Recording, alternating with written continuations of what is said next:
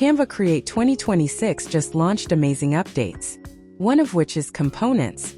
So what is Components? You can create reusable design elements called components and use them across your designs. Components help you maintain consistency by letting you update all instances at once when you make changes to the source. Let's see how to create and use them. Select what you want to create as a component. Here I created this group, then click on the three dots and select Create Component. Enter a component name. Canva automatically creates the right name. Then click on Create. Your component is ready. Now you can use this where you want.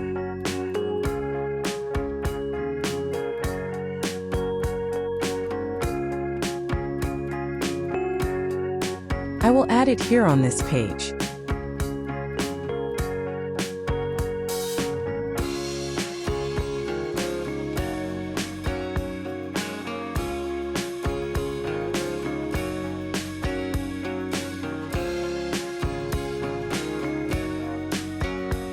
Then here as well.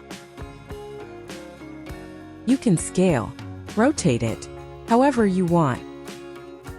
Okay, now is the thing.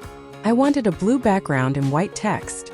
How can I change so many instances? Don't worry, here is the magic. Select this component and make the changes.